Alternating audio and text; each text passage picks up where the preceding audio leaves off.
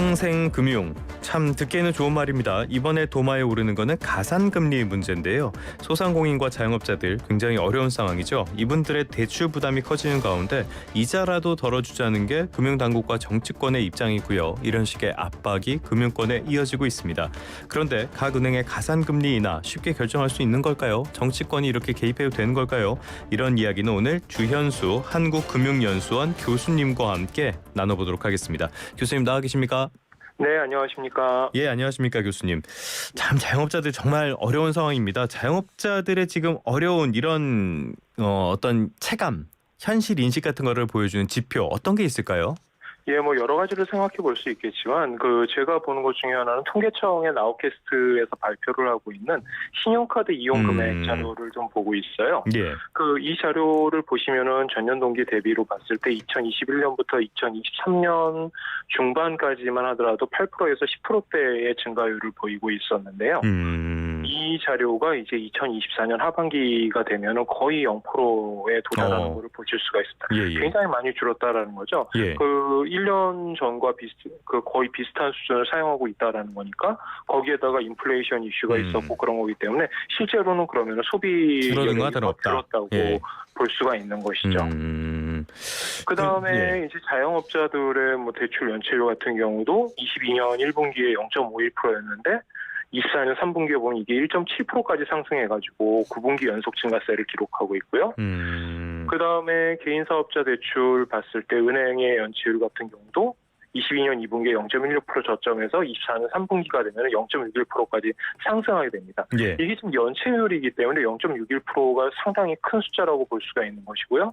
그다음에 은행에서조차도 사실 거래하기가 쉽지 않은 경우 이제 저축은행이나 이런 쪽으로 가게 되지 않습니까? 예. 그러면 저축은행 같은 경우에는 지금 2024년 3분기에 11%까지 연체율이 상승하는 모습이 나타나고 있어요. 예. 그래서 전체적으로 볼 때 자영업자들의 상황이 좋지는 않다라고 봐야 되겠죠.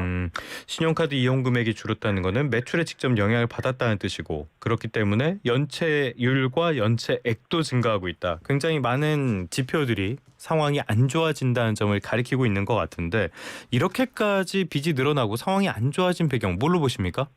뭐 여러 가지 이유가 있을 수 있겠습니다만 조금 장기적으로 본다라고 한다면 이제 코로나 사태 때부터 이후 움직임이 나타났다라고 봐야 되겠죠. 코로나 사태가 발생하면서 매출액이 급격히 하락했고 이거를 커버해주기 위해서 정책 당국이 지원해준 방법은 대출을 증가시켜주는 방식이었죠. 예. 물론 그때는 이자율이 상대적으로 낮았기 때문에 이거를 어느 정도 감내할 수가 있었지만 그 이후 2022년, 2023년 되면서 인플레이션이 발생하고 기준금리가 올라갔으니까 그러면은 상대적으로 더 많은 부담을 갖게 된 거고 그때까지는 이제 실물 경기가 어느 정도 받쳐줬으니. 그러니까 이게 상환하는 게 가능했다라고 하더라도 24년이 들어서면서 경기가 둔화되는 모습이 실제로 나타나게 되면 이제 자영업자들 입장에서 매출이 줄어드는 게 아까 신용카드와 같은 형태로 나타나게 되는 거고 그러면 이제 남는 거는 더 높아진 부채와 그에 따른 상환 규모가 남게 되는 것이죠. 예.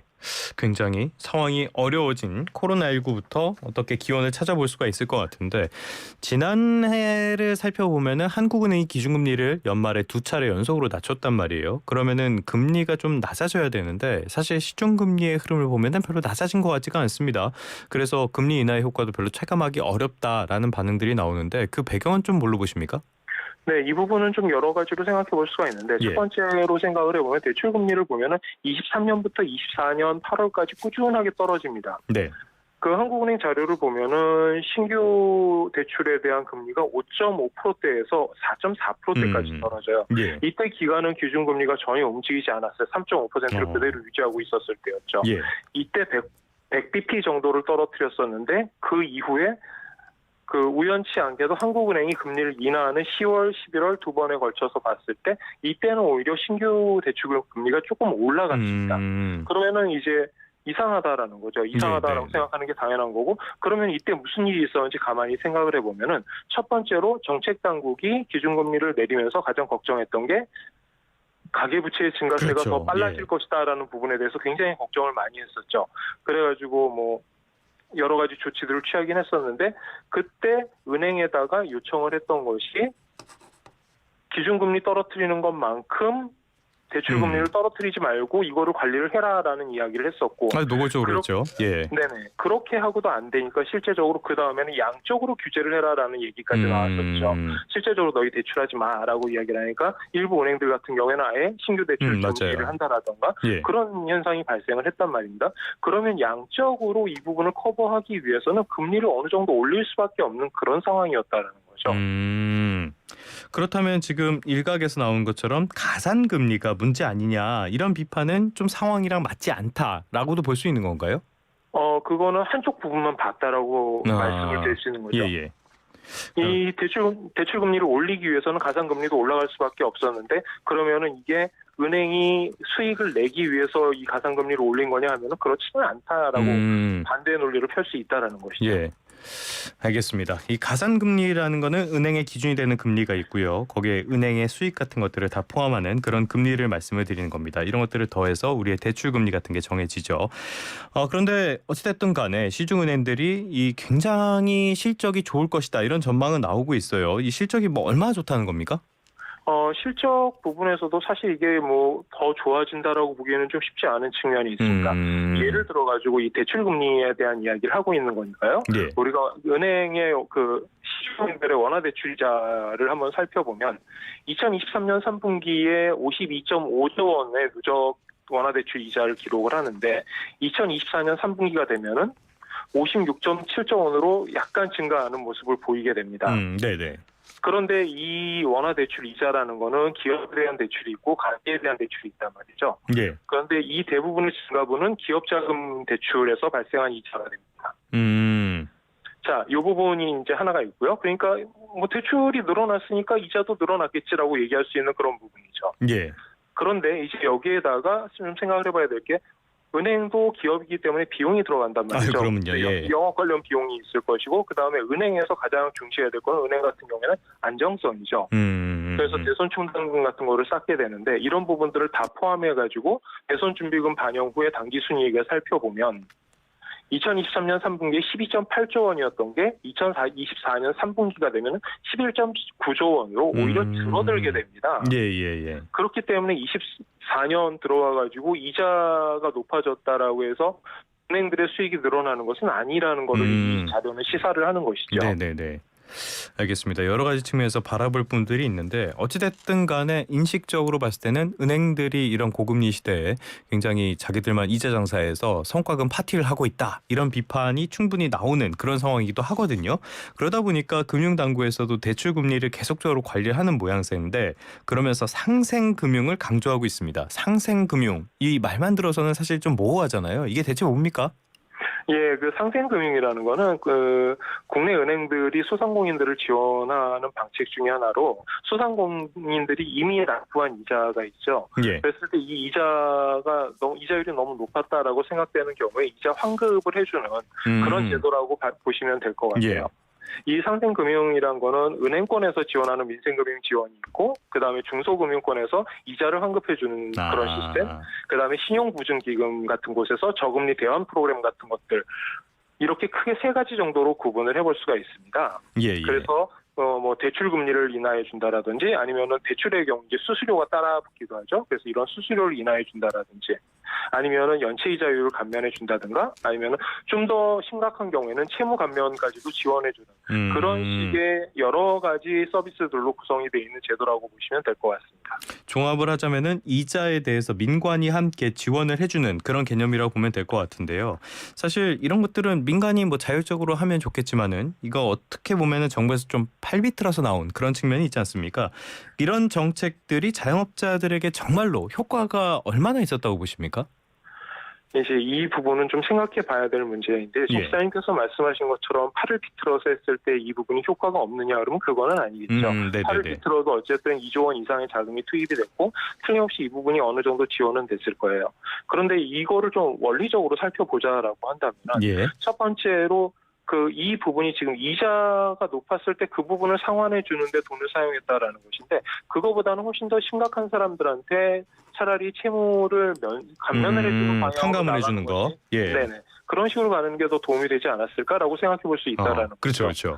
아니면은 연간 2조 규모를 대손 충당금으로 적립을 해가지고 네. 관련된 부채를 그냥 한꺼번에 해소하는 방식으로 하는 것도 사실은 지원이 될 수 있다라는 거죠. 예.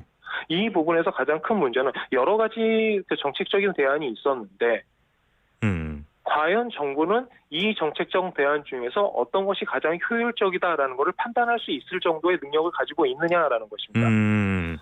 우리가 시장 메커니즘에 대한 이야기를 할 때 항상 이야기를 하는 게 이 부분인 것이죠. 예. 시장의 외부성이 있어서 이 시장이 제대로 돌아가지 않아서 정부가 개입하는 거는 좋다. 그리고 복지적인 차원에서 더 개입할 수도 있다. 그 부분에 대해서는 많은 경제학자들이 다 동의를 하고 있어요. 예. 그런데 이런 식으로 암묵적으로 강제해가지고 일부분의 자금을 특정 부분에 이전하는 방식이 옳은 것이냐 효율적인 것이냐를 논의하기에는 우리 정부가 그 정도로 능력이 있는가에 대해서는 좀 의구심이 있다고 보여집니다. 그러니까 개입을 하려면 제대로 해야지 이런 식으로 개입하는 거는 좀 오히려 부작용만 낼 수 있다. 이렇게 이해를 하면 되겠습니까? 예, 이런 부분이 이제 은행 입장에서는 모럴 해저드가 발생할 수도 있는 것이죠. 우리는 수익만 내면 돼. 어차피 적정한 수익은 정부가 알아서 뺏어갈 테니까. 라고 생각을 하게 된다면 예. 계속해서 이 부분이 역작용을 발생시키게 되는 거죠. 정부는 계속해서 그러면 야 너희 뭐 하는 거야 라고 계속해서 외칠 수밖에 없는 것이고 은행 입장에서는 어차피 우리가 하는 일도 아니고 너희가 다 하고 있잖아 라고 그냥 어떻게 보면 낮아빠질 수도 있는 그런 형태가 되는 거죠. 알겠습니다. 최근에 가산금리가 이렇게 자꾸 도마 위에 오르는 거 이것도 정치권에서 많이 유도하는 그런 측면들이 있는 것 같은데 최근에 야당 대표가 시중 은행장들과 만나서 이 이야기를 또 했잖아요. 구체적으로 그 전에는 사실 가산금리 이야기를 할 것이다 이런 전망들이 나왔었는데 그 얘기는 나오지 않았다고 하죠? 네네 그렇습니다. 이번에 사실 야당 대표가 이렇게 만나는 자리가 그렇게 흔한 일도 아니고 이례적이죠. 예. 네네 정치적인 이벤트가 너무 심각하게 있었기 때문에 이 부분에 대해서 여러 가지 지금 비평의 대상이 되고는 있는데 예. 이번에 이제 언급된 것을 보면은 무엇을 강요하거나 강제하기 위한 자리는 아니다라고 이제 이야기를 했었죠. 예. 이제 이런 부분들을 떠나가지고 제가 생각하기에는 정치권과 은행권은 훨씬 더 자주 만나야 된다라고 생각을 해요. 네네네. 실제적으로 지금까지는 실무진들 사이에서 이번에 은행법 개정안도 나왔지만 그 실무진들 사이에서 이러한 것들이 논의되는 부분도 중요하지만 정치권에서 우리가 지금 이데올로기적으로 무엇을 요청하는지 은행권에다가 은행 입장에서는 우리가 그렇다라고 한다면 어떤 더 효율적인 시스템을 만들기 위해서 어떤 정치권의 지원이 필요한지에 대해서 계속 의견을 공유해야 된다라는 거죠. 그래서 저는 오히려 이런 부분은 더 자주 만나고 야권뿐만이 아니라 여권에서도 계속해서 만나서 서로 간의 의견을 조율하고 컨센서스를 만드는 과정이 오히려 더 중요하다라고 생각을 합니다. 압박하고 팔비틀 게 아니라 이런 식으로 컨센서스를 만들고 서로 간의 의견을 교환하는 그런 자리들. 조금 전에 은행법 개정안 말씀을 해주셨는데 은행법 개정안 야당에서 준비하고 있다고 들었거든요. 어떤 내용이 담겼습니까? 이번 은행법 개정안이 사실은 가산금리와 관련된 부분에 포함이 되는 거죠. 그래서 거기에 이제 어떤 부분이 포함되어야 되느냐, 포함되지 않아야 되느냐를 이야기를 하게 되는데요. 가산금리 산정에 있어가지고 지급준비금이라든가 예금보험료, 그다음에 서민금융 출연금 같은 것을 대출금리를 환산할 때 가산금리에 넣는 것을 금지하는 개정안이 준비가 되어 있습니다. 그리고 기술보증기금이나 신용보증기금, 주택금융공사 등의 이제 은행권들이 출연을 하게 되는 경우가 많은데요. 이 출연금을 대출금리의 50% 이상 전가하지 못하도록 하는 그런 조항도 이번에 포함되었습니다. 그러니까 전반적으로 가산금리를 낮추는 조치라고 볼 수가 있겠는데 이 방향성에 대해서는 어떻게 평가하십니까? 방향성에 대해서는 조금 고민해 볼 필요는 있을 거예요. 이거는 이제 훨씬 더 현실적인 부분이 되는 건데 지급준비금이라는 것을 예를 들면 비용에 포함을 해야 하느냐 이제 이런 문제가 되는 것이죠. 은행들은 은행들의 안전을 위해서 즉 소비자들의 예금을 보호하기 위해서 지불준비금 제도를 가지고 있는데 거기에다가 자금을 보관하게 되면 실제적으로 얻는 이익은 없단 말이죠. 그럼 이거를 비용으로 포함할 것인지 비용으로 포함된다라고 한다면 이게 그러면 대출금리에 반영이 될 수 있겠죠. 반대로 생각해서 지급준비금 같은 경우에는 법적으로 정리가 되어 있는 거고 은행 너희들이 반드시 해야 될 일이야라고 생각을 한다면은 그거를 비용으로 포함하는 게 맞지 않다고 주장할 수도 있겠죠. 그런 경우에는 반영 금지하는 게 맞을 수도 있을 겁니다.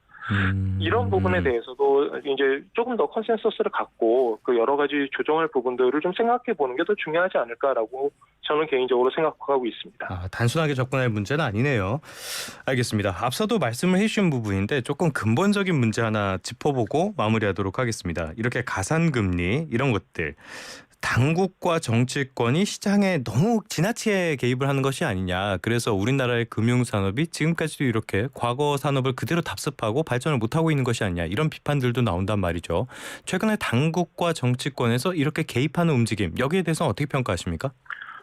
그다지 좋게 보이지는 않습니다. 예. 우선 이 이야기를 하기 전에 한 가지만 말씀을 드리면은 우리나라의 은행 산업이라는 건 전형적인 규제 산업이에요. 그렇죠. 허가를 받아야 되고 독과점의 특성이 있고 그다음에 여기에서 디폴트가 발생했을 경우 경제에 미치는 영향이 너무 크기 때문에 그 정책 당국이 개입을 해야 되는 부분이 틀림없이 있습니다. 이런 부분은 다 방향을 가지고 있어야 되겠죠. 예. 그럼에도 불구하고 지금과 같은 어떤 특정하게 수치에 대한 개입, 그 다음에 강제적인 소득, 그 이득에 대한 이전 문제, 이런 부분에 이렇게 강제적으로 개입하는 게 이제 어떤 의미를 갖게 되는지는 좀 생각해 볼 필요가 있다는 거죠.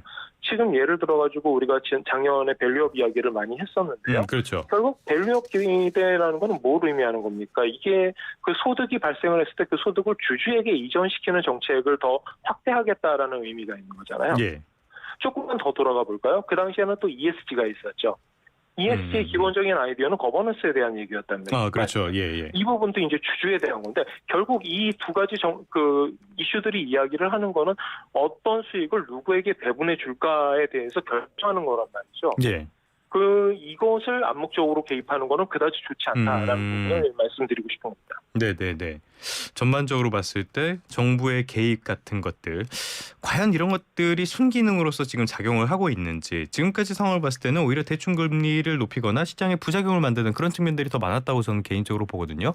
네. 교수님께서는 좀 어떻게 해야지 이렇게 적당한 개입이라고 보십니까?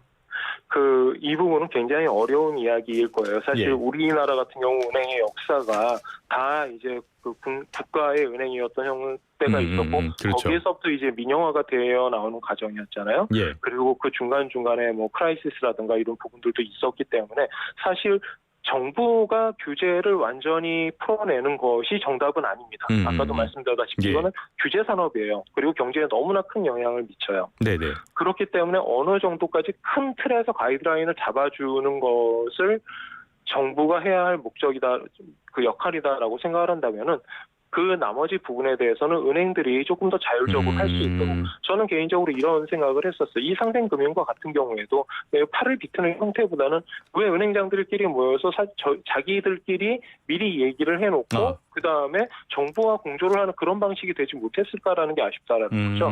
이거를 하고 싶었다면이라는 그 의도에서 말씀을 드리는 겁니다만 네네네. 그게 오히려 더 바람직한 자세가 될 수 있는 거고 정부는 그렇게 될 때까지 한 발자국 좀 뒤로 물러나 있어야 될 필요가 있다라는 것이죠. 아니면 그 다음에는 반드시 너 가격에 개입했어라는 이야기를 듣게 되니까요. 예. 자율성과 규제 사이의 균형 이런 것들을 많이 신경 써야지 될 시점이 아닌가 싶습니다. 지금까지 주현수 한국금융연수원 교수님과 함께 관련된 이야기 나눠봤습니다. 오늘 말씀 고맙습니다. 감사합니다.